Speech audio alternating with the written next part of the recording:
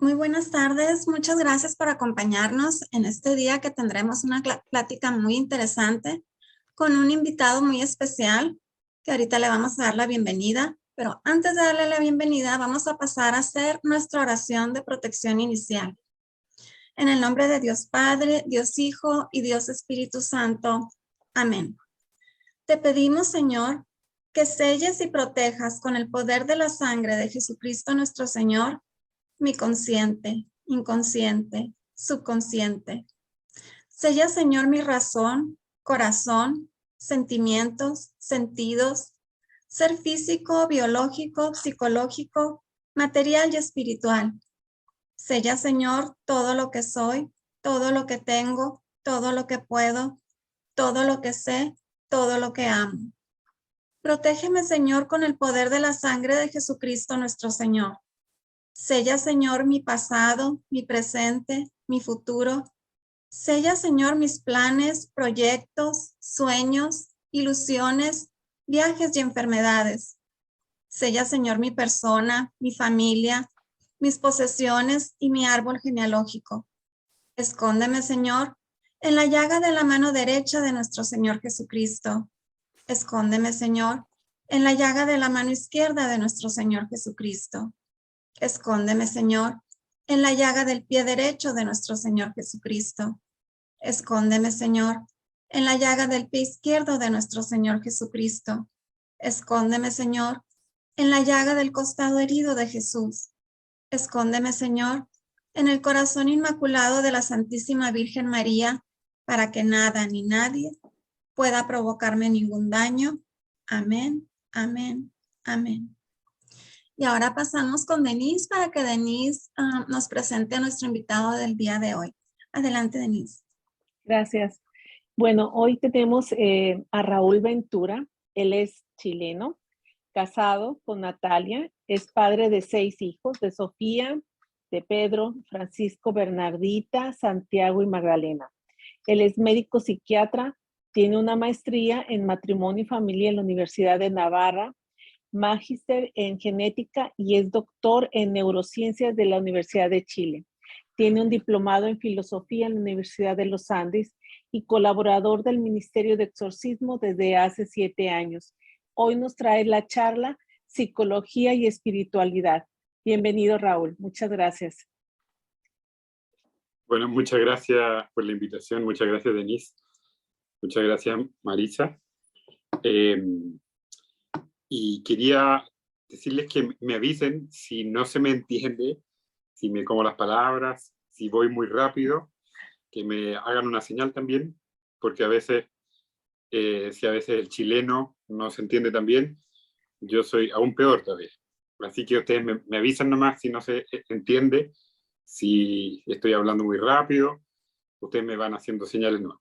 Denise, Marisa, ¿cuánto tiempo tenemos? 1 hora, pero Perfecto. realmente el tiempo que gustes. Ya, no se preocupen, no se asusten, sí.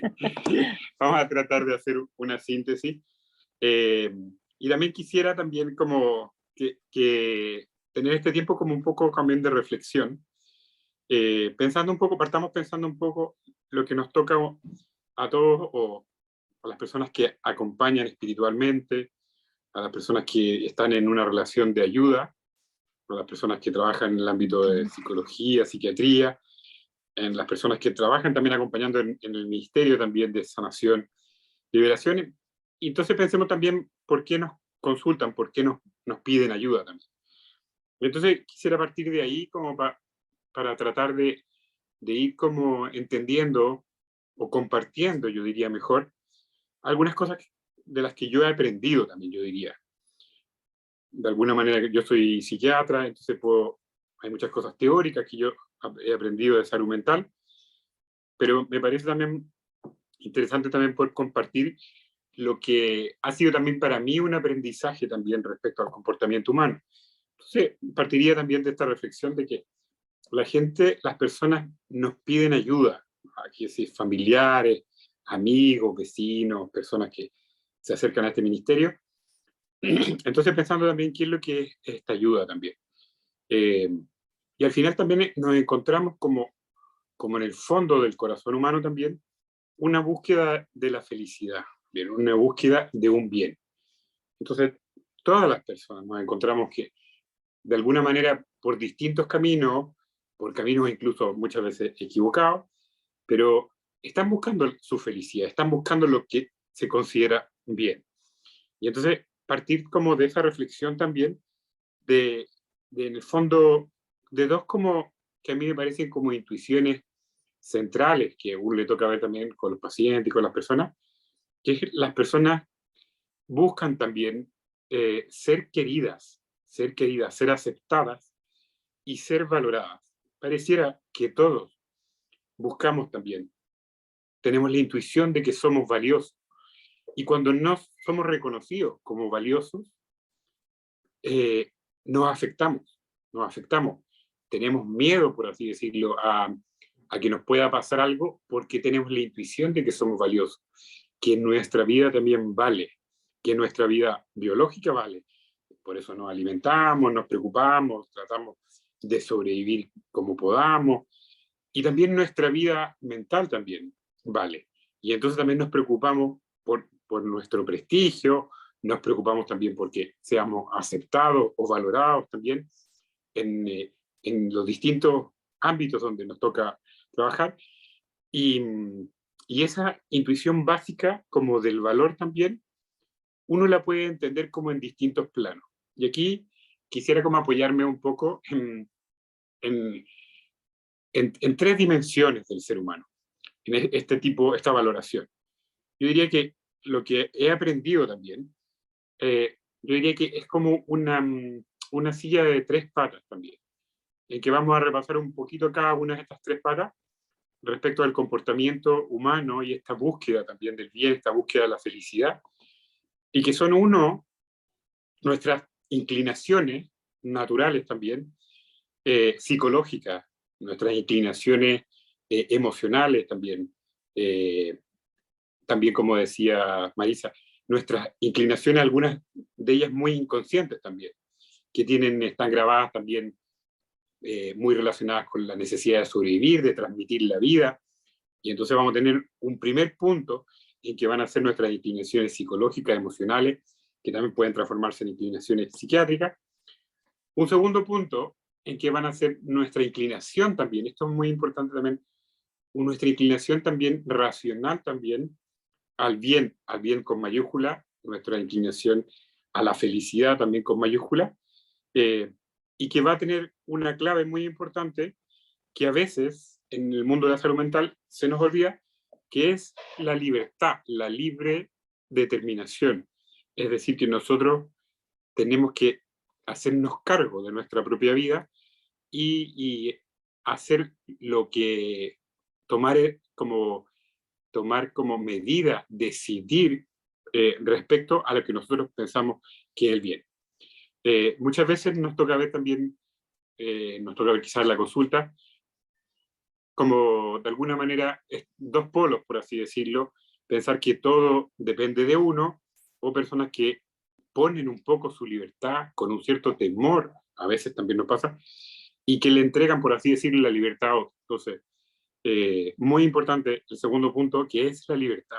Es pensar, bien, vamos a tener inclinaciones psicológicas, pensémosla como la inclinación como, no sé, como imagínense un auto que está en un cerro inclinado, bueno, va a tener una tendencia a moverse hacia un lado. Si, no sé, si estamos en un juego que también está inclinado o en un columpio que está inclinado, bueno, va a haber una inclinación. Pero ya sumando y haciendo como juntando la primera inclinación, esta inclinación psicológica emocional con la segunda, ya podemos ir dándonos cuenta de que tampoco nosotros no somos, entre comillas, esclavos o dependientes o determinados por esta primera inclinación, sino que también podemos decidir qué hacer con esta inclinación. En ese sentido somos dueños, o eventualmente podemos ser dueños. O también podemos libremente decidir no ser dueños y dejarnos llevar por estas inclinaciones. Y la tercera pata, yo diría que también que ha sido, por así decirlo, imagino que igual que para muchos de ustedes, una también novedad también es que estas inclinaciones psicológicas que además se suman a la libertad humana, también pueden tener otra influencia, que son las influencias espirituales. Podemos tener influencias por el lado de la gracia también, en que tenemos ciertas intuiciones o ciertas emociones también, que nos van a ayudar también en este camino hacia la búsqueda de la felicidad. Nos van a ayudar, por ejemplo, a actuar con prudencia o con sabiduría en situaciones complejas, difíciles, donde quizás nuestra capacidad de razonamiento nos va a tener limitado. Y vamos a tener también esta otra influencia, también de los espíritus como impuros, que también van a ser una influencia muy fuerte también, y que nos toca verlo también, en el comportamiento humano. Entonces, yo partiría con esas tres cosas, esas como tres patas. Uno, esas inclinaciones emocionales, psicológicas, de la cual vamos a hablar un poquito más. La segunda, muy importante, que a veces se nos pasa, que es la libre decisión, y cómo yo también voy colaborando también en mi caminar hacia la felicidad, en que yo decido, bueno, esta inclinación tengo, pero yo qué hago con esta inclinación. Entonces lucho cada día, porque me cuesta levantarme, porque peleo con los hijos, porque no sé, porque soy poco perseverante, o porque soy muy dependiente de lo que dirán las personas. Pero yo, en el fondo, en esta instancia también de conversación, quisiera también como destacar qué bueno también es conocerse y aceptarse, y después decidir, bueno, esta es mi inclinación y este soy yo. San Pablo, que hoy día está de día, lo decía con mejor claridad imposible. Él decía, no hago el bien que quiero y hago el mal que no quiero. Y esto es una experiencia universal. Todos los hombres nos encontramos con esta dualidad de que en realidad hay una inclinación, hay algo en mí que de repente me lleva a moverme o a tender hacia cosas que yo ya sé que no son buenas.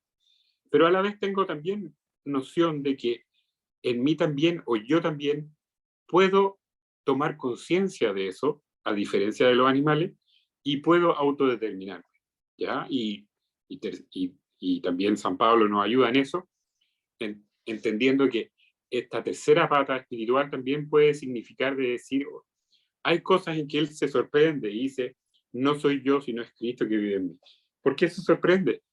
Porque San Pablo se da cuenta que yo me imagino que como hay cosas que le parecían imposibles, que es la experiencia de la gracia. Es que esto para mí, yo ya me conozco, a mí no me cuenten historias sobre mí, si esto para mí es muy difícil. A veces, por ejemplo, perdonar. Y me doy cuenta que finalmente logro perdonar. ¿Por qué logro perdonar? No tengo idea. Pero sé que una intervención que le pedí ayuda a Dios, por ejemplo, y pude hacer cosas que me parecían que eran muy difíciles. Entonces, tenemos estas tres patas. Las inclinaciones psicológicas, la libertad, muy importante. Les pasa si hay una persona que va a pedir ayuda, pero quiere que ustedes resuelvan todo, bueno, va a ser imposible. Le vamos a tener que siempre pedir también la decisión y la decisión libre de la otra persona también, que quiera, ya sea en los distintos planos, mejorarse, si en el plano psicológico, psiquiátrico, porque claro, yo puedo tener un paciente que tenga un problema y esté muy aquejado y me llame muchas veces, pero el día que tenga la consulta o el día que tenga la atención o que me vaya a encontrar con la persona, bueno, llega tarde o no va, o va tarde mal y nunca. Bueno, entonces ahí también nos ayuda a decir, bueno, necesitamos que haya una determinación, necesitamos que haya una libre decisión. A veces les tocará ver también personas que están con algún grado de influjo del demonio, y entonces, como muchos de ustedes lo saben mejor que yo también, persisten siendo libres. Obviamente que en el momento del exorcismo su libertad queda limitada, pero ellos saben y ellos están luchando también. ellos también cuentan también que es como que quedaran en un cristal, y ellos ven y luchan también y rezan por salir de eso. Entonces también es muy importante, tanto para las afecciones, los problemas psicológicos, que haya una decisión libre, un empeño, que uno vea también que hay un interés también por mejorarse. Entonces, si me dan medicamentos, bueno, me tendré que tomar los medicamentos. Si me dicen que venga toda la semana, bueno, tendré que venir toda la semana. Y en el ámbito espiritual, cuando hay también una influencia, tan importante como esto va a ser, bueno, la liberación es parte de un proceso que es básicamente de conversión. ¿Y qué es lo que es la conversión? Es encontrarse muy cerca de Dios, es una invitación también de Dios. Entonces la liberación no puede ir disociada de la conversión, y la conversión es un proceso también libre, es una decisión que toma la persona, y que en el fondo incluso puede ser que yo le cuento a veces a las personas que tienen algún tipo de afección espiritual también, lo que necesitamos es que quieran querer, igual como en un matrimonio. Lo que no es que si uno siente o no siente, que obviamente que sí es muy bueno, pero lo que nos hace plenamente humanos es querer querer. Recuerdo un caso, me tocó ver también un caso de un exorcismo de una persona de muy buena voluntad, pero que no era creyente, y entonces el padre le iba haciendo el credo y diciendo, bueno, si cree en Dios Padre. Y como que la persona se quedó como un poco perplejo, porque en el fondo tampoco quería mentir respecto a lo que sentía. Y entonces dijo una frase que me pareció muy, muy significativa, y dijo, quiero creer. Entonces, lo que Dios espera de nosotros, bueno, que nosotros tengamos la disposición.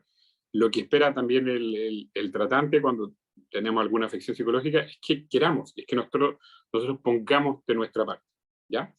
Entonces, partiendo con esas tres patas, profundicemos un poco en la primera, en las inclinaciones psicológicas, psiquiátricas.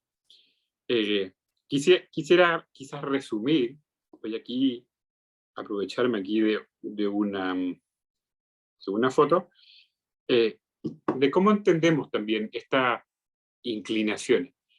Estas inclinaciones psicológicas o emocionales también pueden eh, tener, o sea, podemos encontrar también un sentido muy razonable.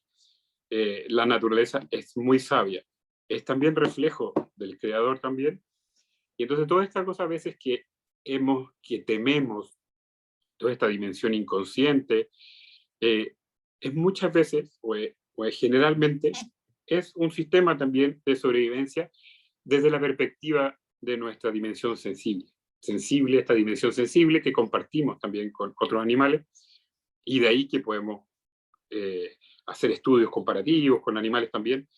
Pero esta dimensión sensible también, al explorar también el reino animal, que en el ámbito sensible se parece, hay una inclinación también desde nuestra naturaleza sensible a buscar el máximo de placer, que también van a tener los animales, que obviamente en el ser humano no se va a quedar en la inclinación hacia eso placentero, sino que también va a haber una inclinación racional hacia el bien y hacia el bien absoluto. Pero primero entendiendo esta primera dimensión, la inclinación psicológica, emocional, es lo que sabemos hoy en día, es que parece ser también que tal como o comparablemente a distintos animales, lo que nosotros buscamos también es buscar el máximo de placer, porque también ese máximo de placer está asociado también a la sobrevivencia, ¿ya? A la capacidad de autoperpetuarse. Y en ese sentido tenemos una dimensión que compartimos con los animales, que es la autopreservación también, y la procreación. Entonces, tal como muchos animales, nos vamos a encontrar que tenemos una inclinación natural, también sabia, de la naturaleza, a conservar la vida, ¿ya?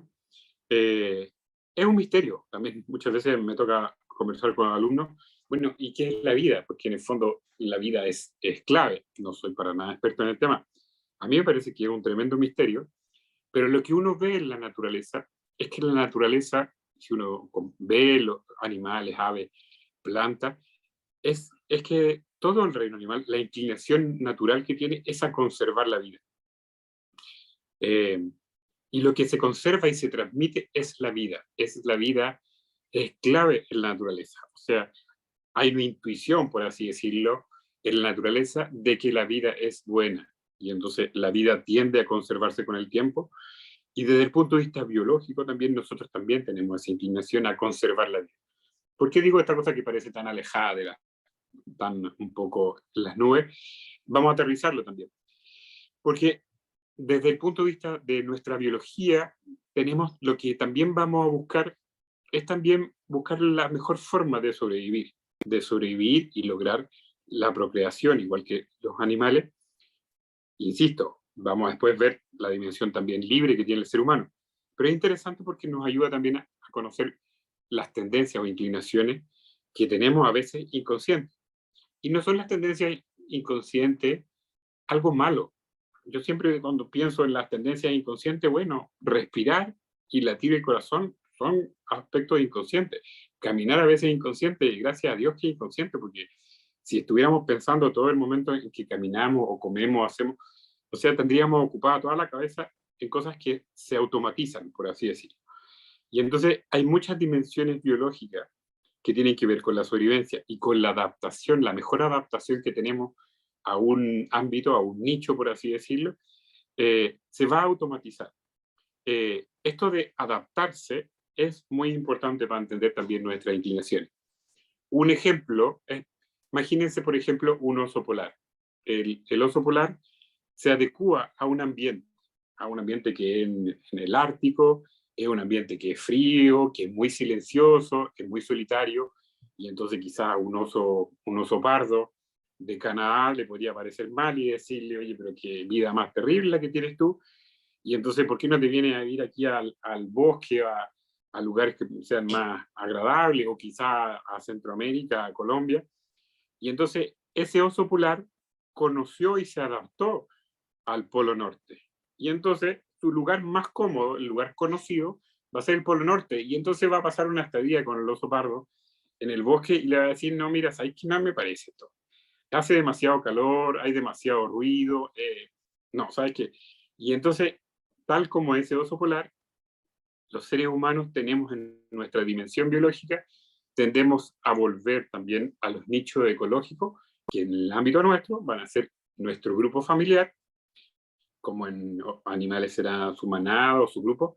Nosotros vamos a tender a volver y a buscar lo conocido, porque muchas veces nos va a pasar que en lo conocido nos vamos a sentir cómodos, pero lo conocido, y que es cómodo y es, entre comillas, placentero, y donde estamos habituados, no es necesariamente lo que va a ser lo bueno. ¿Ya? Y entonces ahí vamos a acordarnos, ¿no?, de San Pablo y a decir, por eso que nosotros tenemos una inclinación también. Porque esa inclinación va a ser a buscar la sobrevivencia, va a ser a buscarnos, adaptarnos a lo que conocimos. Y entonces resulta que si eso que conocimos, sobre todo en la infancia, si eso fue bueno, entonces va a ser fantástico, porque vamos a tender naturalmente a repetir esa experiencia. Pero el problema es que pasa cuando eso no fue tan bueno. ¿Qué significa esto de que no fue tan bueno? También que quizás también vivimos algunos aspectos en que no nos sentimos queridos incondicionalmente, sino condicionados. Y entonces por distintas razones, y a veces también por una tradición incluso ancestral de nuestra familia, en términos naturales también, hay una inclinación en que, por ejemplo, en esta familia nos costaba, por ejemplo, sentirnos vulnerables, en esta casa, en esta familia, costaba, le era difícil, por ejemplo, manifestar el desacuerdo. En otras casas se valorará especialmente la simpatía, la adaptación social. En otra casa los rendimientos, y entonces estaremos centrados en el rendimiento. Y lo que hacemos es una asociación inconsciente también, en que nosotros nos empezamos a asociar la valoración personal con una valoración, por así decirlo, con un aspecto más accidental. Y entonces lo que nos empieza a pasar es que empezamos a confundir, por así decirlo, las ramas con el tronco. Y entonces, bueno, y si eso es muy cargado, o está muy cargado, entonces eso va a significar que nuestras inclinaciones sean difíciles de manejar con nuestra propia libertad, y eso nos va a llevar, por ejemplo, quizás a consultar o a trabajar quizás más arduamente contra estas inclinaciones. Esas inclinaciones también, estas inclinaciones sabemos que se graban especialmente durante la infancia. Tiene, a mí me parece también mucho sentido, hasta me parece como muy bonito de la naturaleza, que en el fondo en los primeros años de vida como que se va como definiendo un estilo adaptativo, ¿ya? Vamos a ver, si nuestra infancia fue una infancia como más dura, más difícil, más traumática, puede ser que, como en la historia de los tres chanchitos, me imagino los tres cerditos que bueno, todos conocerán, puede ser que esa construcción, por así decirlo, psicológica, sea como la más frágil, sea como más frágil en el sentido de que con estresores menores se nos derrumba, como en la casa de los tres chanchitos de la casa que tenía de paja. Puede ser que sea una construcción más bien intermedia y que vamos a necesitar estresores un poco más grandes para que se nos caiga un poco el sistema. O puede ser que, gracias a Dios, hemos vivido en un nicho que está más cerca de la incondicionalidad y entonces tenemos una casa de ladrillo donde quizás nuestra psicología, nuestra estructura psicológica va a ser más firme y vamos a requerir de unos estresores mucho mayores para que se nos desarme nuestra estructura psicológica. ¿Y cómo se arma cómo es esta interacción que generalmente tiene una influencia muy, muy importante la infancia? Bueno, es una interacción entre la genética y el ambiente. Voy a mostrarles una sola gráfico que vamos a tratar de descifrar juntos. Marisa, a ver, ¿podré compartir pantalla? Claro que sí.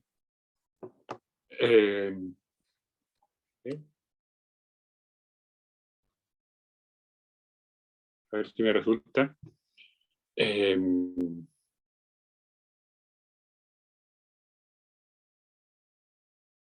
Aquí. Entonces, ¿se ve ahí? Sí, sí se ve. Ya. Yo les voy a ir explicando, pero es interesante también porque a veces escuchamos hablar mucho de la genética, ¿ya? Y quisiera también ponerlo un poco en su sitio. Este gráfico que se ve un poco complicado, vamos a ir descifrando. En la parte de abajo, aquí, ahí, destacar aquí. Vamos a tener el ambiente temprano, la experiencia temprana. Entonces vamos a tener en este lado una experiencia negativa y en este lado una experiencia positiva. Y en este lado vamos a tener el resultado, por así decirlo, que también puede ser positiva y puede ser negativa. ¿Ya? Cuando uno piensa en experiencias, ya podemos pensarlo de dos maneras. Por un lado podemos pensar negativo, claro, cuando conocemos o nos toca ver una persona que tiene una historia como muy traumática, evidentemente de soledad, de abandono, de maltrato, etc. Y positiva, bueno, en que nos han dado ese tipo de cosas, pero quizás yo diría que lo más clave también en esta experiencia positiva y negativa es el sentirse aceptado incondicionalmente, ¿ya? ¿Qué significa esto? Lo que quiero decir con este gráfico. Estos aquí muestran simplemente la cantidad, probablemente en esta línea nos encontramos la mayor parte de la población. ¿Qué significa esta línea? La genética y el ambiente son inseparables. Es una abstracción lo que hacemos separándolo y pensar en la genética y el ambiente. Siempre están trenzados. Y entonces eso significa que hay una interacción entre, si yo soy una persona común y silvestre, bueno, los resultados van a ser medianamente negativos si yo estoy en un ambiente negativo y medianamente positivos si yo estoy en un ambiente positivo. O sea, a veces nos dicen, bueno, es que hay genética de... Lo que hace la genética hace que nosotros seamos más sensibles en algún ámbito. Entonces, si somos más sensibles en algún ámbito, nuestro resultado en un ambiente, puesto en un ambiente negativo, donde no, nos cuesta, por ejemplo, aceptarnos a nosotros mismos, o no hemos sido aceptados, los resultados van a ser más negativos que en cualquier persona de la población. Pero lo contrario también es cierto, cosa que antes no pensábamos así. Si yo estoy en un ambiente positivo y tengo un ambiente, o sea, si yo estoy en un ambiente positivo y tengo genes que son muy sensibles, me van a hacer que yo destaque respecto al promedio. Muchas veces nos toca ver personas que uno conoce, muchas veces los familiares, y saben que tienen cierta carga genética. Y entonces, en esa familia también se van a dar posibilidades distintas. Van a estar todos en esta línea, por así decirlo, van a ser intensos, van a ser muy sensibles, y yo siempre les acentúo, van a ser distintos a la población. No traten de meterse en esta línea, porque ustedes van a vivir en esta línea, pero eso no es malo, no es ni malo ni bueno. Ser sensible va a ser diferente, y que sean diferentes, tienen que aceptar que van a hacer un aporte, porque van a percibir cosas distintas del resto de la población. Pero si se sienten muchas veces no aceptados, bueno, eso va a tener consecuencias también negativas en nuestra adaptación.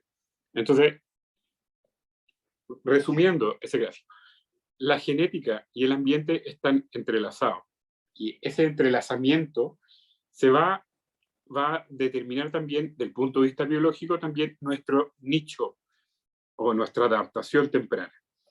Esa adaptación temprana va a generar también lo que nos parezca también que nos da valor, y las cosas que no nos dan valor, las cosas que nos hacen sentir queridos o sentirnos queridos, y las cosas que no nos hacen sentirnos queridos. Siguiendo con los números 3 también, se ha clasificado también esos estilos como de vinculación que se generan tempranamente en la vida, y uno podría separarlos en 3 grandes tipos. Una forma es que uno tenga un equilibrio, por así decirlo, entre la relación entre el valor de uno y el valor de los demás, que también va a ser lo mismo, que es cuánta importancia le doy a mis percepciones y cuánto le doy a mi dimensión más racional o más del deber. En un polo, por así decirlo, vamos a tener familias, o nos va a haber tocado vivir o nacer en una familia donde se hayan acentuado, por ejemplo, los deberes. Muchas veces esos deberes acentuados por el temor. Entonces muchas veces hay familias que a veces están mucho más centradas en los padres, y que son padres muchas veces que tienden a ser más autoritarios, y entonces van a hacer que sus hijos tiendan a hacer condicionamientos en que su valor se van a sentir valiosos en la medida de que ellos hagan lo correcto, cumplan con el deber. Pero a veces ese deber está teñido de temor. Entonces en esa familia muchas veces va a acentuar a veces los logros, los deberes, las normas, y entonces vamos a acentuar ciertos condicionamientos. Y en el otro polo vamos a tener ciertas familias, estoy simplificando mucho, pero vamos a tener otro estilo familiar, que es un estilo que se llama estilo C. El primero es estilo A, de aversive, porque tiende a tener dificultades con la intimidad, son muy buenos para los rendimientos, muy buenos para las cosas prácticas, pero les cuesta conectarse más con los afectos. En el polo C vamos a tener familias que van a tener un estilo de adaptación y que van a estar a veces demasiado conectados a los afectos. Tienden a ser familias donde van a estar muy centrados y van a ser muy complacientes con los hijos, y que a veces esos hijos pueden tender a ser más caprichosos. Probablemente uno podría hacer una generalización así que probablemente la generación, una o dos generaciones, o la generación anterior a nosotros, tendía a centrarse en un estilo quizás más A, y las generaciones nuevas uno puede ver quizás un estilo mucho más C, en que uno ve hoy día quizás la juventud adolescente, no sé si en otros países será igual, yo me imagino que sí. Hay un cambio cultural también, en que muchas veces están muy centrados en sus percepciones afectivas a costa de considerar la del otro, ¿ya? Y eso también puede entenderse también de que viene también de un estilo que estaba muy centrado en lo que se debía, y a veces no saber, bueno, qué es lo que realmente quiere. Y como en todas las cosas, el equilibrio va a ser juntar esas dos cosas. ¿Por qué es importante esta clasificación psicológica? Porque se ha visto que este estilo vincular seguro, o estilo B, balanceado, que balancea, por así decirlo, entre el otro y yo, balancea también entre la dimensión del deber y del querer o el desear. Cuando está balanceado, se ha visto que ese grupo de niños y después también de adultos, en general el 80% no tiene ningún trastorno de salud mental, y los que son desbalanceados, por así decirlo, ya sea por más estar centrados en los deberes o más en los placeres, en lo que yo quiero, esos desbalanceados, el 70-80% sí tiene algún tipo de trastorno de salud mental. Entonces, no es menor. ¿Qué hay también a la base de eso? Volvemos un poco a lo mismo. El estilo B es más fácil que esos niños que se sienten seguros, puedan sentirse queridos incondicionalmente. En el estilo, ese que veíamos, el estilo A, van a aparecer condicionamientos también al sentirse aceptados. Condicionamiento, por ejemplo, quizás inconsciente y que nos toca ver en las personas. Un condicionamiento, por ejemplo, bueno, en la medida que yo soy muy bueno para esto, soy valioso como persona. Pero cuando me siento que no soy bueno, o que no rendí, o que no cumplí las exigencias que yo me autoimponía, entonces me viene una angustia muy grande, porque la sensación que tengo es que no voy a ser querido como persona. Y ustedes se imaginan, sentirse no querido o no aceptado o no valorado, inconscientemente también es una inclinación, puede hacerme sentir una angustia muy grande porque no voy a ser querido ni aceptado en mi casa. Entonces eso me pone en un peligro también, si esto le pasa a un niño, un peligro realmente de muerte, y muchas veces vemos que las personas vuelven a repetir o a experimentar estas angustias de muerte. O al otro extremo, si la persona no hace lo que quiere afectivamente, siente una angustia también muy grande también. Y entonces eso nos lleva a un círculo muy vicioso. Al revés, igual, entre medio, en este estilo más B, vamos a encontrarnos también que en la medida que equilibramos, va a ser más fácil que nos sintamos queridos incondicionalmente y aceptados incondicionalmente, y obviamente eso es el mejor ambiente para que se despliegue en términos humanos lo mejor o todo el potencial de una persona. Es interesante también pensar en estos estilos, porque también lo podemos aplicar, por ejemplo, a nuestra también vida de fe. Obviamente que toda nuestra vida de fe sí está centrada en el Evangelio, pero también tenemos cada uno una psicología que va a ser como una especie de filtro por donde vamos a ver nuestra fe. Y entonces nos vamos a encontrar, las personas que acompañan, personas que van a tener este condicionamiento, y que en el fondo lo que va a hacer la sanación de ellos también es conocer que Dios los quiere incondicionalmente. Y a veces podemos sentirnos que yo me siento valorado psicológicamente en la medida que yo soy útil. Pero Dios no me quiere porque yo sea útil. Y entonces, bueno, es que quizás si yo organizo muchas cosas voy a sentir que Dios me quiere si yo estoy siendo útil para Él. Pero Dios no me quiere instrumentalmente, me quiere porque sí, me quiere porque quiere mi felicidad y porque yo soy su hijo.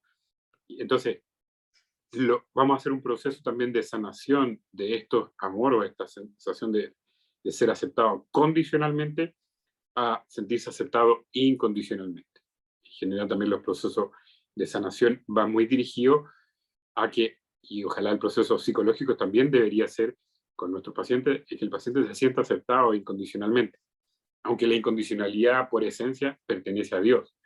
O sea, incluso yo como padre siempre voy a tener condicionamiento con mi hijo, con los pacientes, con quien sea, y probablemente la experiencia de incondicionalidad, y por eso también se producen conversiones, sobre todo en las personas que han caído y que han conocido la misericordia de Dios, porque han conocido la incondicionalidad.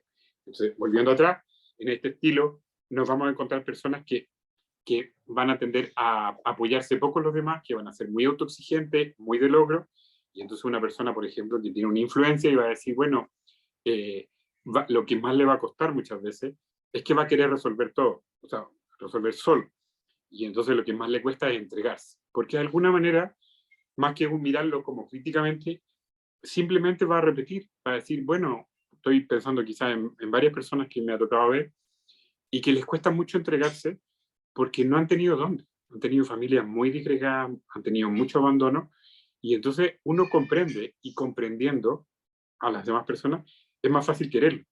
Es mucho más fácil si a una persona puedo comprender y decir, en vez de hacer un juicio, por así decirlo, o tentarme, y decir, bueno, pero es que usted, no sé, pues no se entrega, es que usted tiene que permitir ser ayudado, es que usted tiene que contar más con... pero a veces no comprendemos y comprendiendo a la persona y entendiendo la historia de esa persona, nos permite también ayudarle más fácilmente, porque podemos irnos como piano a piano, por así decirlo, y de alguna manera el ponerme en el lugar, empatizar y decir, bueno, voy a hablarle un poco en su idioma, si en el fondo si son logros, si hay exigencias, voy a tratar de llegar a que confíe, pero entendiendo también su desconfianza. Y entonces, yéndome, respetando los tiempos, y a veces quizás se van a demorar más. Entonces, muchas veces van a ser quizás muy cumplidores, van a hacer todas las cosas, pero les va a faltar entregar el corazón a ese. En el otro polo nos vamos a encontrar con lo contrario. Muchas veces vamos a tener personas que acuden a nuestra ayuda o personas que tienen influencia y que van a ser muy dependientes y que van a esperar que en el fondo el otro haga. Y entonces, bueno, que va a depender del sacerdote y va a depender de la otra persona, que usted no me dijo, que no sé qué. Y entonces, que de alguna manera los vamos a movilizar también a que ellos también se puedan hacer más cargo. Y en el fondo, incluso eso puede caber a veces en apoyarse en cosas distintas y a veces en cosas que pueden ser hasta supersticiosas. Muchas veces en el estilo A tienden, desde el punto de vista también de la espiritualidad, a un cierto racionalismo, a que les cueste más creer, por ejemplo, las cosas que no son explicables, porque tienden a ser muy concretos. Entonces, se les hace mucho más difícil. Y al revés, lo otro hay que cuidarlos también, que caigan un poco en la credulidad, por así decirlo, y entonces se le den como incluso connotaciones de superstición a ciertos hechos, a ciertos actos. Y entonces hay un equilibrio, por así decirlo, en esa entrega también, en ese camino de la condicionalidad a la incondicionalidad. Finalmente, todas estas inclinaciones psicológicas, del punto de vista del espiritual, también uno los puede entender como heridas también. Son heridas. Y como imagínense como una persona que tiene heridas, esas heridas pueden infectarse, ¿ya?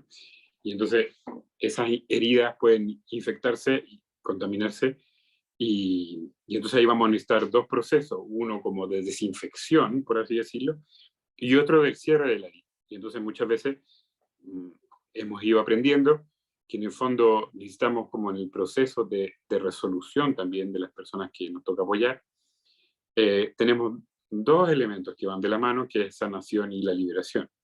¿Por qué? Porque la liberación va a ser un poco la desinfección, pero después necesitamos hacer muchas curaciones de esa herida. Y esas heridas nos van a llevar a que se cierre, y cuando ya se cierra, bueno, ya no puede entrar. ¿Por dónde esas contaminaciones en que el demonio aprovecha? Yo siempre pienso que el demonio siempre es flojo, porque en realidad siempre va a apoyarse o va a basarse en nuestras debilidades, donde tenemos heridas. Nosotros probablemente también somos todos tenemos muchas heridas que vienen de no habernos sentido queridos incondicionalmente. Y siempre, y en nuestra intuición, no solamente de los cristianos, sino del ser humano, está el deseo de un amor infinito. Por eso, de alguna manera, las personas pueden intentar reemplazar este deseo y esta cosa también de hoy, por ejemplo, de un deseo como del hedonismo. En el fondo también, nosotros los cristianos, nosotros también buscamos nuestra felicidad y buscamos el mayor bien y el mayor placer, pero nosotros sabemos que el mayor placer o el mayor bien es Dios mismo. Entonces, no nos vamos por el camino porque nosotros queremos llegar a la punta del cerro. Entonces, todos estos caminos, que por ejemplo, el disfrute, por ejemplo, de la comida en exceso, de la bebida en exceso, que va a constituir, no sé, un vicio, son unas salidas alternativas, pero malas, porque no cumplen, no llenan el vacío del corazón humano. La sexualidad en todas sus formas, la pornografía, la infidelidad, la gula también en términos intelectuales, del conocimiento también, buscan también llenar ese vacío en el ser humano. Y que también buscará otra vía de llenarla, también será la avaricia, acumular, la codicia, acumular dinero, posesiones, que también son y no nos llevan a la saciedad porque son todas limitadas. Y el corazón humano busca lo que es el reflejo de lo que es su ser, que es el infinito, la eternidad. es Dios mismo. O vamos a buscar las alabanzas, por así decirlo, el ser reconocido, la vanagloria, que va a ser otra vía alternativa por donde estas heridas pueden terminar siendo contaminadas o son contaminadas por el demonio. Y de ahí van a ser también la ira, la envidia, cuando nos vemos privados de esos bienes.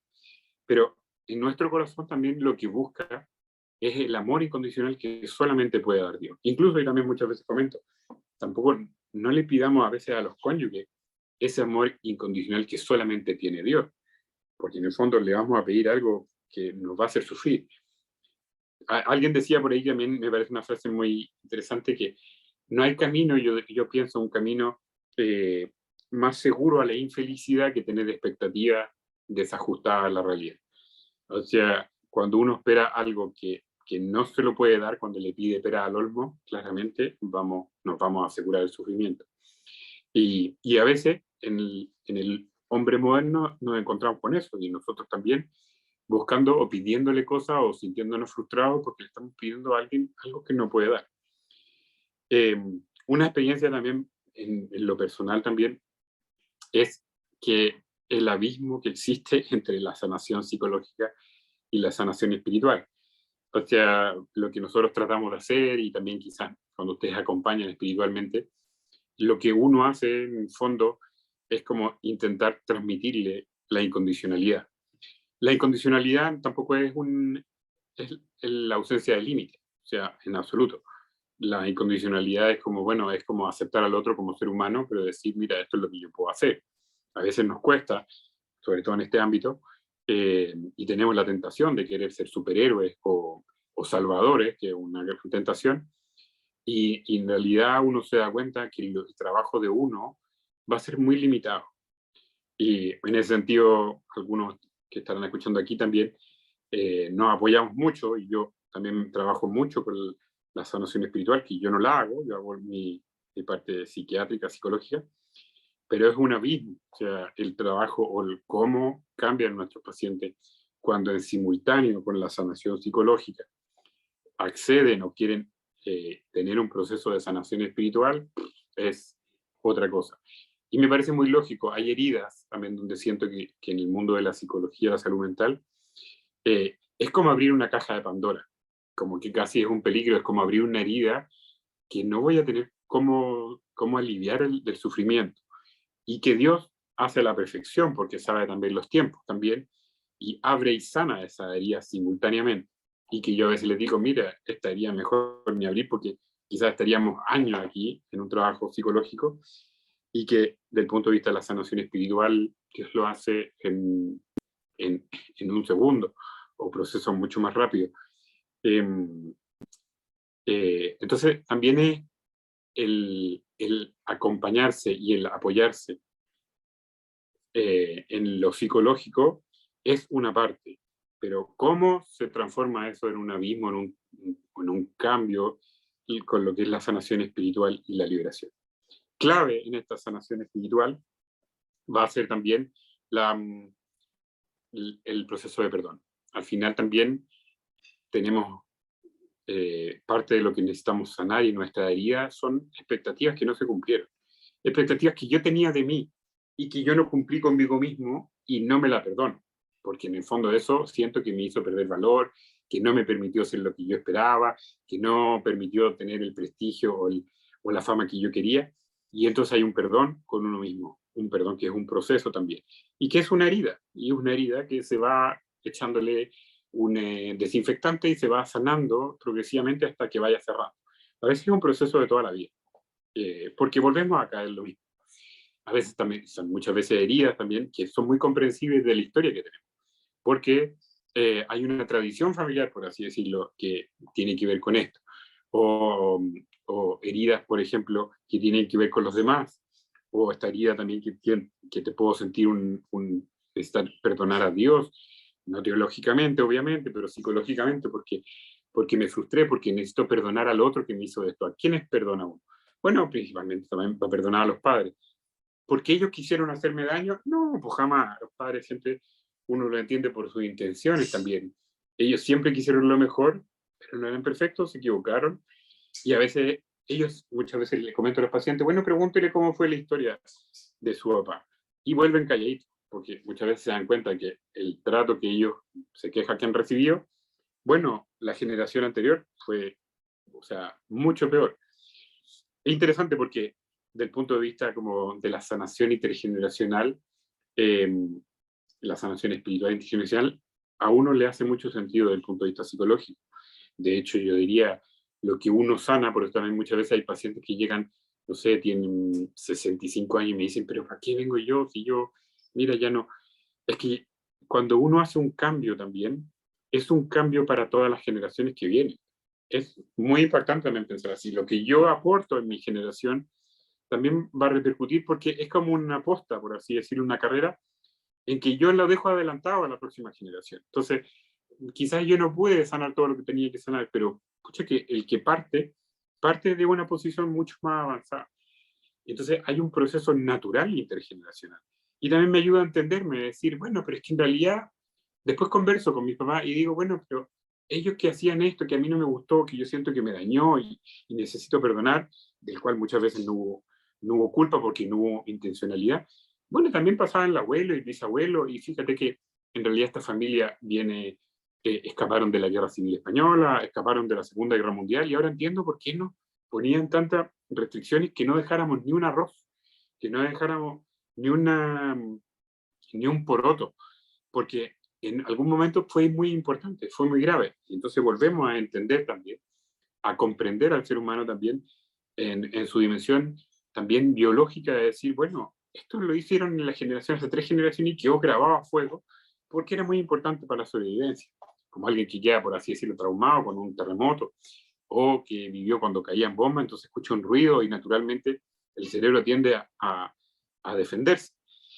Hay que pensar también que para el cerebro también es mucho más importante reaccionar, va a ser menos terrible reaccionar de más que no reaccionar cuando había un peligro. Si yo me enfrento a un león y resulta que era un león y no me di cuenta que era un león, bueno, estoy perdido. Si me enfrento a un león o de alguna manera veo un árbol, veo una sombra y lo veo y me equivoco y pienso que era un león cuando no era, bueno, lo pasaré un poco de mal, pero se puede entender que el cerebro tiende a equivocarse más de más que de menos. Ya, y 5 minutos para la dimensión espiritual como de los ángeles caídos también. Esto es un tema también que va a influir también y que está muy presente también y que es un aspecto muy importante tener en consideración los que todos los que trabajan en relaciones de ayuda. Yo siempre digo, a veces, claro, en el mundo de la salud mental, tenemos explicaciones para todo, y es bueno también aprender a decir a veces que no sé simplemente. Nos toca. Y una de las cosas llamativas a decir es que cuando hay influencia del demonio, hay cosas que no se comprenden desde el punto de vista psiquiátrico o psicológico.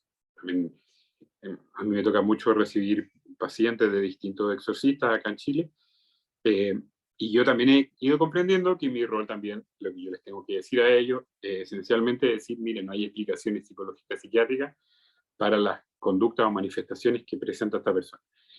A mí cuando me tocó hace como unos 7 años, cuando por primera vez conocí este tema, que es curioso que un católico de toda la vida conocía, yo no me imagino que será como para todos, que para uno es un proceso de conversión, pero brutal, una profundización en la fe, y mi apoyo siempre ha sido, a veces a uno lo creen loco también, algo de loco tendrá uno, sí, pero en el fondo es también un proceso de conversión, y yo siempre digo, bueno, siempre me apoyo, pero si esto es lo mismo del Evangelio.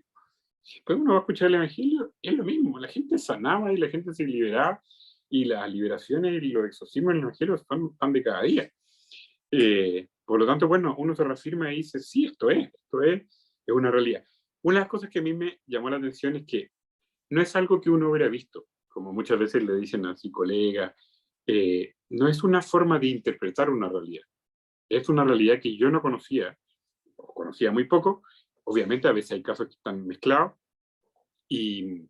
pero es una realidad que yo no conocía y que es una respuesta conductual que siempre pienso también es esencialmente lo que uno tiene que demostrar, es que en el fondo en la otra persona, cuando hay posesión e influencia, es que hay un ángel, hay una persona que no humana, por así decirlo, y que eso significa, ahí están las claves también de la posesión, que conozca lengua extraña, que tenga una fuerza fuera de lo normal, que tenga, que me parece muy clave, rechazo a lo sagrado también. Entonces, cuando uno ve ese tipo de manifestaciones, claramente va a tener que forzar a la psiquiatría o a dar explicación a la psicología, y que por otro lado van a solucionarse a través de la oración de liberación o exorcismo. Me acuerdo también de una paciente que me tocó ver y que llevaba 2 años, a mí me recordaba también esta mujer del Evangelio que decía que había gastado todo su dinero en médico. Bueno, ella tenía una ficha así gigante, lleva años de psicoterapia, años de psiquiatra, y tenía unos desmayos que eran muy llamativos, como me imagino que también ustedes habrán visto muchas veces cuando el demonio está presente, inicialmente no tiene quizás los signos clásicos, y entonces uno tiene que, bueno, rezar mucho, obviamente, y también buscar también explicaciones, o al revés, buscar ausencia de explicaciones psicológicas. Bueno, finalmente un caso que finalmente llegó a exorcismo, y también yo decía, me llama la atención también porque estuvo 6 meses en exorcismo, se liberó, y resulta que se acabaron todos los problemas psicológicos y psiquiátricos, y decía, bueno, qué terrible esta ignorancia, que la hicimos también sufrir tantas cosas a la persona, y que la cosa iba por otro lado. Es importante también, como experiencia también, a propósito de las 3 partes con que partimos, las tendencias psicológicas, y decir muchas veces, inicialmente yo me dedicaba a evaluar personas que pudieran, que me mandaran los sacerdotes, que pudieran tener la acción del demonio y descartar cualquier trastorno psiquiátrico. Y con el tiempo también me di cuenta que también uno podía acompañarlas, y podía ser también bueno también acompañarlas, ayudarlas también durante el proceso también. Porque también está entrelazado esto, las inclinaciones, por así decirlo, las inclinaciones psicológicas, que nos van a ayudar a entender, bueno, por dónde están las heridas de las personas. Acuérdense que las heridas van a ser clave, que esas heridas se cierren para que se acabe la infección o no pueda volver la infección. Si uno tiene una herida en un pie, obviamente queda vulnerable también a infectarse, pero si está cerrada, es bastante más improbable. Y entonces uno va juntando también las inclinaciones psicológicas, y por sobre todo también el proceso también de conversión. Entonces me di cuenta que quizás también podía ayudar también a estar acompañando y ayudando en el proceso también de conversión, en la decisión voluntaria. Hace poco tiempo me ha tocado ver personas también que tienen otras creencias también, y entonces, bueno, lo que yo les voy pidiendo es que, bueno, y también al exorcismo no le pido necesariamente, sino que le digo la disposición como a entregarse a Cristo, a dejar el esoterismo o el ocultismo también, cosas que a veces no es fácil, y lo que uno les pide no es que, mira, es que yo tengo, a veces me dicen, hoy día me decía, es que tengo una inclinación es que yo creo, por así decirlo, afectivamente. Y yo decía, bueno, lo que también tienes que hacer es como yo quiero mi decisión libre es a entregarme a Cristo. ¿Ya? Si los afectos van por otro lado, bueno, pero no te preocupes porque son los afectos. Sentir no es sinónimo de consentir. Y entonces uno le ayuda a separar. Bueno, uno puede sentir rabia, puede sentir distintas cosas, pero otra cosa es consentir. Como también le decía el ejemplo en el principio, yo quiero creer, yo quiero entregarme, y entonces insistiré. Y en ese proceso también uno puede ir acompañando también, y ir acompañando también este proceso de sanación y liberación. Porque también es muy importante, porque también hay que separar también lo que es la acción directa de la acción indirecta o extraordinaria y ordinaria, con esto termino, que es muy importante porque están entremezcladas. La posesión, vejación, la obsesión, todo eso, siempre nos referimos a una acción directa, que en el fondo es una acción que actúa sobre el cuerpo, no sobre el alma de la persona. Pero al demonio le interesa el alma. Entonces, ¿por qué la lleva a situaciones de mucha desesperación? Para que finalmente se entregue al demonio, se entregue su alma, tome una decisión. Y entonces lo que quiere también es como almas también con que, no sé, por transmitir su odio, por así decirlo, como decía el Apocalipsis también, el demonio persigue a los seguidores de Cristo. El demonio está vencido y lo que hace es perseguir a los seguidores. Y obviamente en esta acción directa también vamos a encontrarnos personas que con una clara determinación hacia Cristo, y entonces en general, por lo menos lo que yo he visto, cuando uno ve las personas que están entregadas a Cristo, tienen como reacciones o tienen manifestaciones muy claramente ante lo sagrado y tienden a ser mucho más estereotipadas, mucho más claras.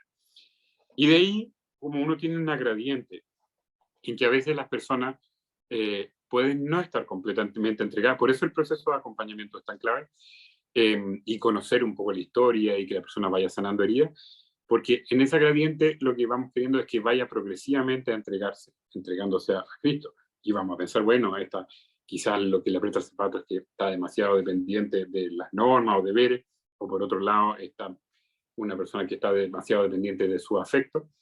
Y entonces vamos a ir tratando de ayudar también a que se haga esa entrega. Esa entrega hace que el demonio, entre comillas, quede más pillado. Y también me ha pasado muchas veces que en la medida que yo siento que el demonio se ve pillado, y me ha tocado quizás verlo en la consulta y tienen pequeñas manifestaciones, se manifiesta más claramente estos signos clásicos, y en la medida de que no hay una convicción o no hay una conversión, tienen más posibilidades de esconderse. Y en ese sentido, esa acción también es la acción indirecta o la acción habitual que ejercen el alma, y que son las tentaciones que tenemos todos también, pero que no dejan de tenerla las personas que tienen algún influjo del demonio, que van a tener una acción directa y una acción indirecta. Esa acción directa va a actuar sobre el cuerpo, sobre el lamento, sobre los afectos, pero va a tratar de inmiscuirse también en el alma de las personas, igual como lo hace la misma lucha que tenemos nosotros. Y entonces vamos a tener que nosotros poner todo lo que de nuestra parte y buscar también toda sanación, toda liberación también, el perdón también, que nos va a permitir también ir como dejando arrinconado, por así decirlo, y sobre todo las personas que tienen alguna influencia del demonio, al demonio. En el fondo, también ahí me acuerdo del libro de Anneliese Mitchell, está la niña de la película esta de Emily Rose, que uno de los exorcismos, que es un libro del padre Fortea, que dice, bueno, que en uno de los exorcismos el exorcista le dice a Emily Rose que en el fondo le pregunta al demonio por qué no sale. Y el demonio le dice que lo único que quiere es salir, que no puede salir porque está desesperado con esta mujer que es una santa, que es totalmente entregada a Dios. Y entonces lo que decía también el padre Amor, decía en el fondo que es muy difícil, también es muy duro, pero decía que el momento para el culmine también es cuando una persona acepta su posesión, una persona que es terrible, pero en el fondo es lo mismo el mismo desafío que tenemos todos, es aceptar de decir, bueno, si Dios permite esto, es para mi bien. Por lo tanto, si yo me confío también, bueno, le hago también muy hostil el ambiente al demonio, y lo único que va a lograr es como ser de alguna manera un acicate para que mi santificación sea más rápida. ¿Ya? Ha sido, ya tenemos una hora, así que vamos resumiendo. Entonces volvemos a las tres claves. Decía, es muy importante tener muy en mente estas tres dimensiones del comportamiento. Las tendencias, que es muy importante conocerlas también porque nos permite comprender que la otra persona se pueda autocomprender y pueda aceptar también, y eso está muy ligado también al perdón. La decisión voluntaria, el querer. Por eso también muchas veces el proceso de ir a la sanación, de trabajar, de decidir, de trabajar también en el fondo donde me aprieta el zapato, si no sé cuál será el vicio, si soy bueno para comer o si soy muy irascible. Entonces ir trabajando día a día con la ayuda divina. Y el tercero, bueno, siempre contar con la gracia, con eso que nos cambia completamente, y que yo diría que es muy central también en la experiencia del perdón. El perdón como experiencia de estos talleres o de que funcionan, yo pienso, como una especie de sacramental, y obviamente el sacramento de la confesión y de la Eucaristía. Así que bueno, no sé si tenemos un momento para preguntas, Marisa, Denise. Sí, sí hay momento para preguntas. Lo que queremos también es saber, siempre para las preguntas les decimos que las escriban en el chat, pero creo que este tema merece que la persona haga las preguntas en vivo. No sé si te parezca a ti mejor. Perfecto, sí, como quieran. Ok, pueden levantar ¿Es la que puedo mano contestar? y les vamos a ir abriendo el micrófono para las preguntas. A ver,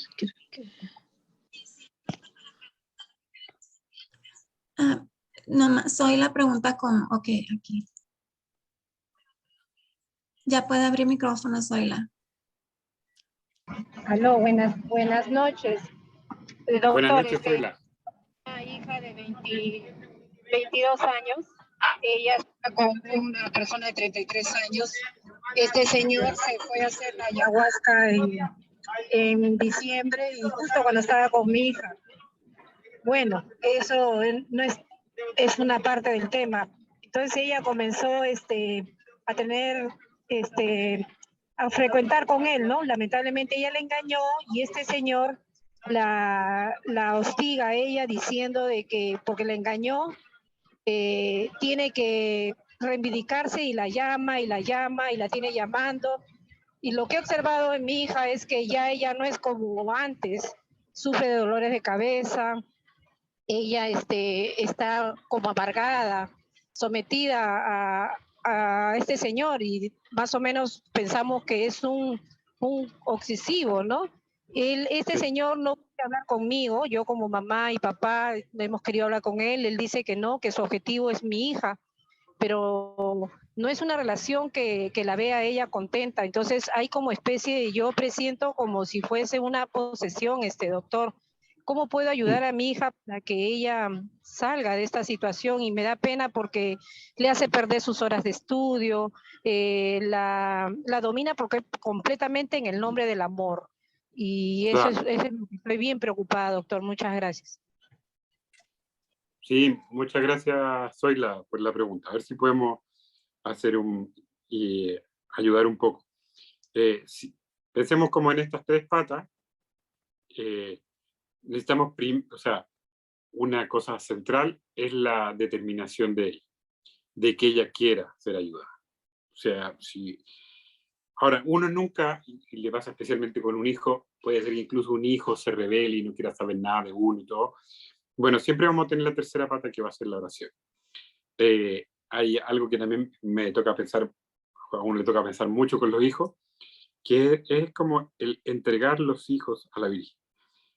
Que en el fondo decirlo es muy fácil, pero a uno le cuesta muchísimo, porque uno dice, bueno, pero es que yo sé lo que es bueno, como, y además que como un poco, pero sí como de la Virgen no es tan visible, y entonces cómo va a intervenir. Bueno, cosas que a uno le falta fe y todo, o por lo menos a mí, y entonces le cuesta entregar.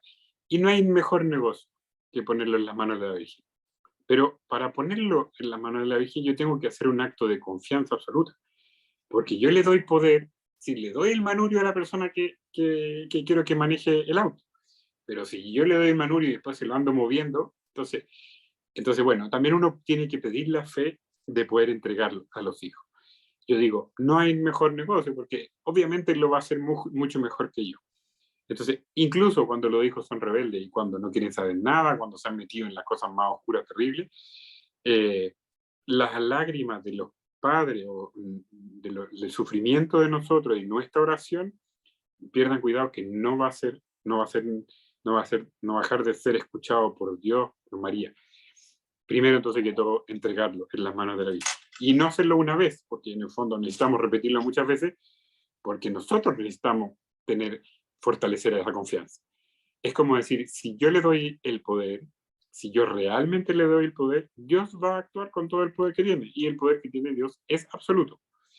¿Cuál es el límite del poder de Dios? El libre albedrío. Nunca va a violentar la libertad, porque es parte del amor. El amor siempre va a ser un acto libre. Nosotros volvemos a Dios libremente, por eso también yo pienso, por eso también me hace sentido, por así decirlo, que en el fondo es parte de la libertad que exista un infierno, porque si no, no se podría rechazar a Dios, si no fuéramos realmente libres.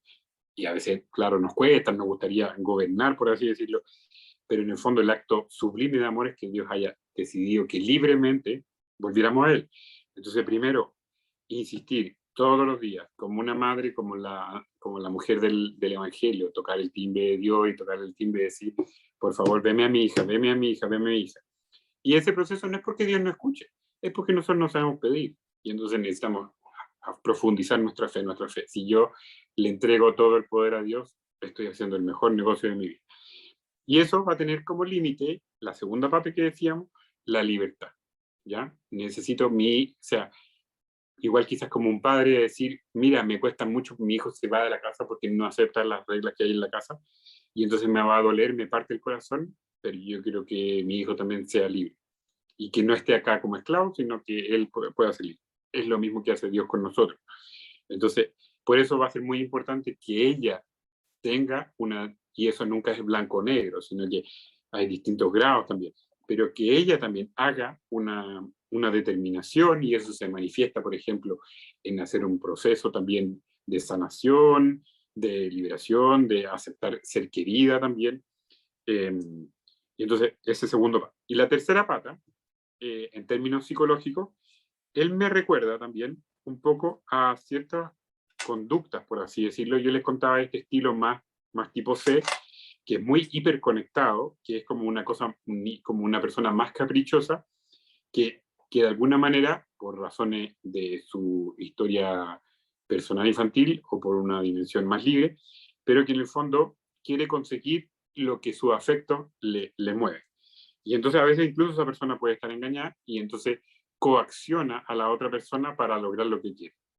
Bueno, cuando yo coacciono a cualquier persona para lograr lo que yo quiero, cosa que entre paréntesis lo hace mucho el demonio con las personas que están poseídas, y entonces las engaña y les dice que en el fondo es el único que los quiere, distintos tipos de engaños, y entonces, y lo que quieren finalmente es una cosa que está muy centrada en el yo.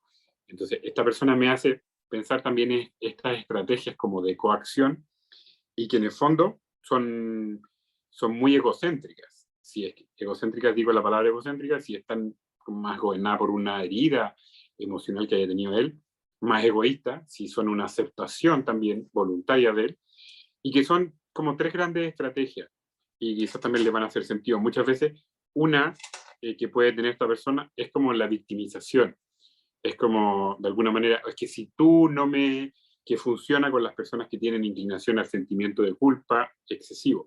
Entonces, es que si tú no estás conmigo, yo voy a acabar con mi vida.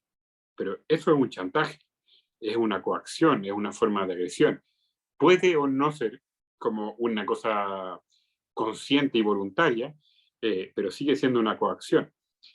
Puede ser a través de la intimidación, sobre todo que funciona con las personas que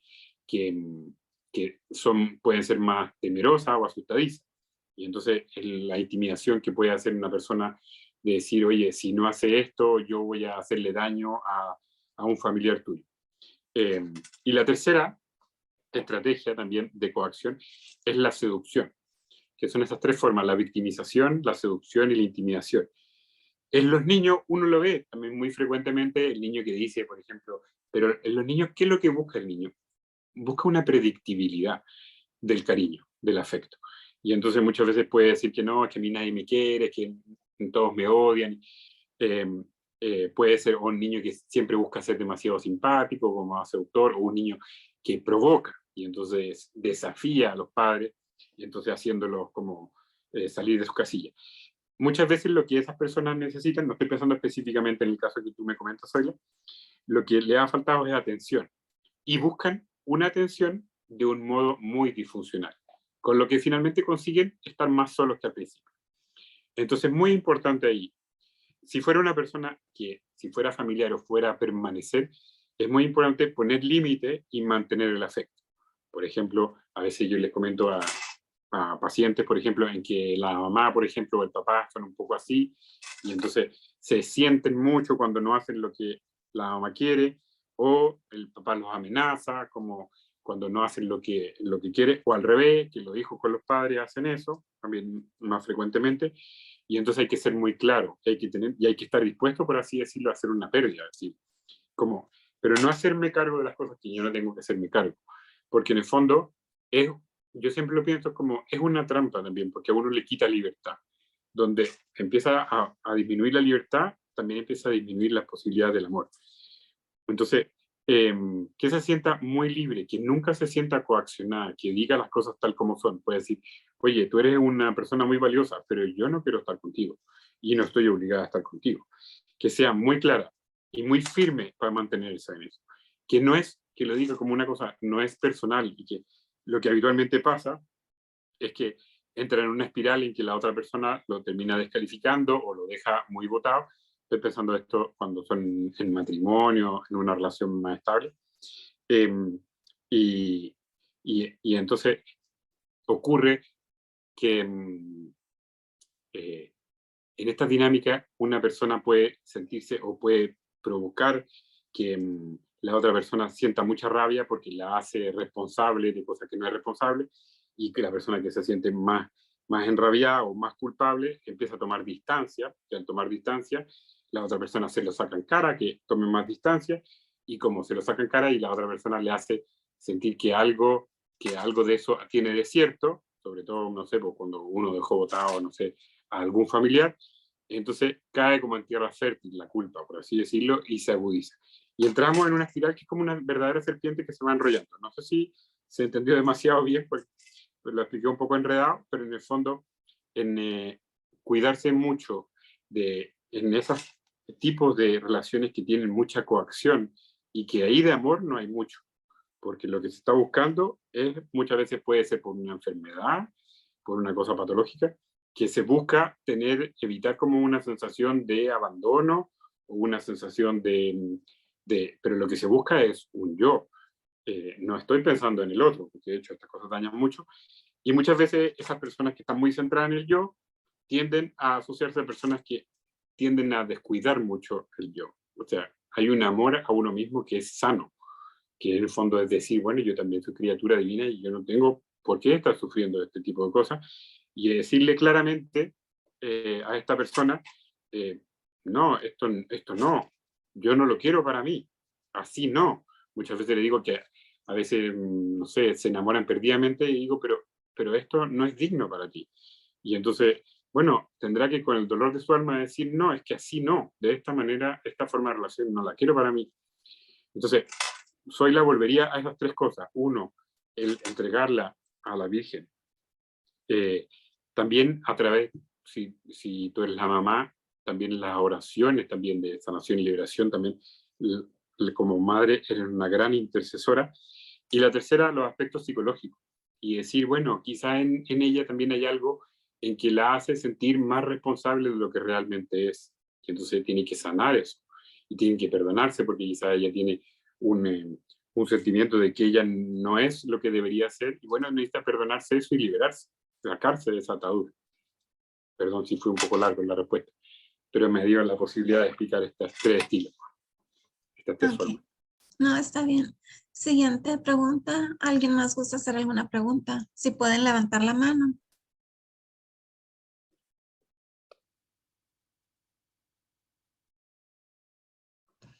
Parece que no. Denise, ¿tú tienes alguna pregunta? No, solamente en YouTube, Adriana Rea Trejo le dice muchas felicidades por este tema, muy bien explicado.